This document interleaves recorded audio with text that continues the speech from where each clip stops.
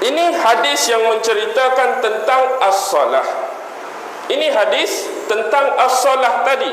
Dan juga ada ulama-ulama yang menamakan surah Al-Fatihah ini sebagai surah Asy-Syifa. Surah Asy-Syifa. Ma makna Asy-Syifa?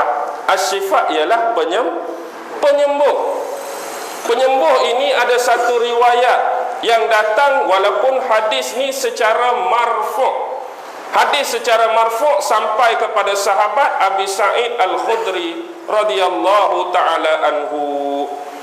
Daripada Rasulullah sallallahu alaihi wasallam, walaupun secara marfu' Rasulullah sebut apa? Sesungguhnya surah Al-Fatihah adalah ubat penawar kepada segala jenis penyakit.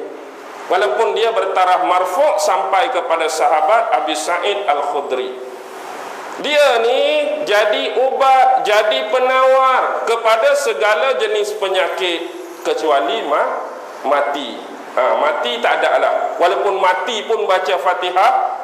Sebelum mati baca Fatihah, lepas mati baca Fatihah, lepas tanam pun baca Fatihah lagi, boleh hidup balik tak?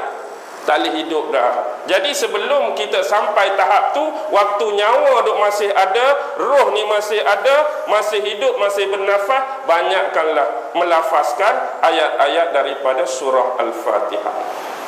Dan berkenaan dengan kuasa penyembuh ini, ada satu kisah yang menarik yang saya cuba cari dalam sebuah kitab yang bernama Al-Qanun Fit Tibb.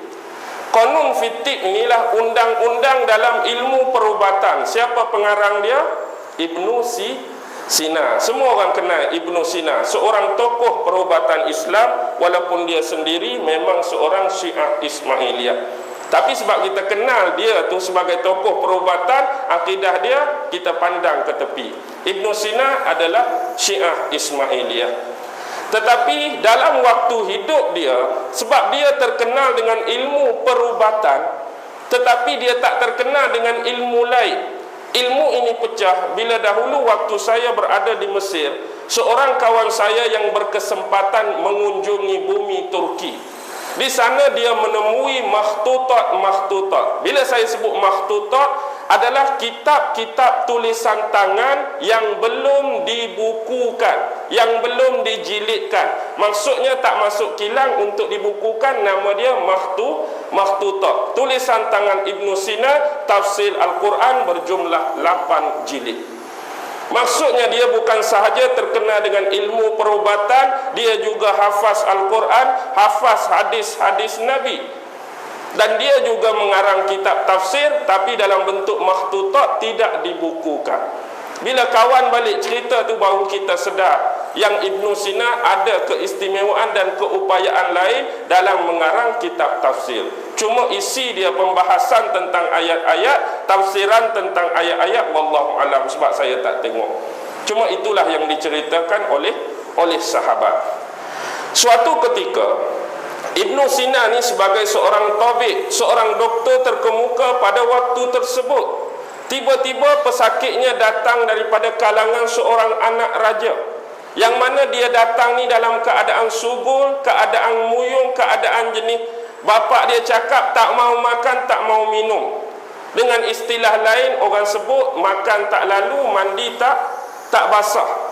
Jadi tak mau cakap dengan orang, subul, muyung saja. Mari jumpa Ibnu Sina. Jadi Ibnu Sina pun test, scan dia dari sudut ilmu perubatan hak dia ada. Tiba-tiba dia tak ketemui punca. Tapi Ibnu Sina memiliki satu lagi jenis rawatan yang bersifat menggunakan ayat Al-Quran. Jadi dia ambil air, dia bacakan Al-Fatihah 7 kali dalam air. Bekas air tu dia baca Fatihah 7 kali, dia minta budak ni minum. Dia minta anak raja ni minum. Bila anak raja ni minum, dia pun pegang dada anak raja tersebut. Dia usap, kemudian dia pun senyum. Bila dia senyum, bapak dia raja ni tanya, "Kenapa kamu senyum wahai Ibnu Sina? Adakah kamu dah temui penyakit anak aku?" Dia kata, "Aku rasa aku dah jumpa penyakit anak kamu." Jadi contohnya macam ni, saya tak ingat nama negeri itu, kita kiaskan dengan kawasan kita. Bila dia usap tu, Dia sebut apa? Dia sebut Malaysia, Malaysia, Malaysia. Ada getaran. Tadi hak subuh tu bila sebut Malaysia getar. Dia pun sebut, saya turunkan lagi ya, Pulau Pinang, Pulau Pinang, Pulau Pinang. Lagi kuat dia punya getaran. Dalam Pulau Pinang banyak daerah. Dia pun try, bayang lepas, bayang lepas, bayang lepas. Tak ada getaran. Tukar pula, balik pulau, balik pulau, balik pulau. Tak ada getaran. Tukar Georgetown, Georgetown, Georgetown. Oh, getak balik. Maksudnya ada hubungan dengan Georgetown lah tu. Bila dah Georgetown, kita nak sebut apa? Hak kecil lagi ni. Sinilah senang lah. Kawasan kita lah, bayang lepas. Bayang lepas itu sebut pula Kampung Binjai, Kampung Seronok, Permatang Daman Laut. Kampung Binjai, getak kuat Kampung Binjai. Bila kuat getak Kampung Binjai, sebut pula Taman Sari, tak bergetak. Taman Bumi, tak bergetak. Taman Kayu, Taman Kayu bergetak pula. Taman Kayu, tanya orang, berapa belah tingkat? Ada 13 tingkat Taman Kayu. Tingkat 1 tak bergetak, tingkat 2 tak bergetak, tingkat 3 tak bergetak, tingkat 5 bergetak kuat. Tingkat 5 ada berapa rumah? Ada 10 rumah. Tingkat 5 nombor 1 tak bergetak. 5 nombor 2, 5 nombor 9 bergetak. Rumah siapa 5 nombor 9 ni? Rumah Pak Cik Mat. Ada anak perempuan tak? Ada. Berapa orang? 3. Sebutkan nama. Zaleha, Aminah, Latifah. Zaleha tak bergetak, Aminah tak bergetak, Latifah duk duk duk duk. Kalau lagu tu anak tuanku ni tak ada masalah. Sebenarnya ada ni perempuan hak dia suka ni, tapi ikut negeri hak dia sebut tadi. Tapi dia perincikan lagu tu bertemu jalan dia.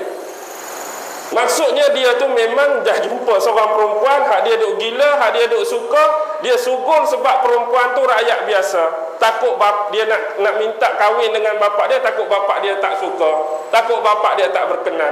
Jadi dia simpan benda tu boleh makan diri dia. Jadi dengan perubatan tu dia boleh kesan pula. Tak ada masalah ji. Tapi dia baca Al-Fatihah 7 kali tu sebagai cara metod dia berubat. Wallahu alam apa bacaan-bacaan lain yang dia tak sebut dalam kisah tadi.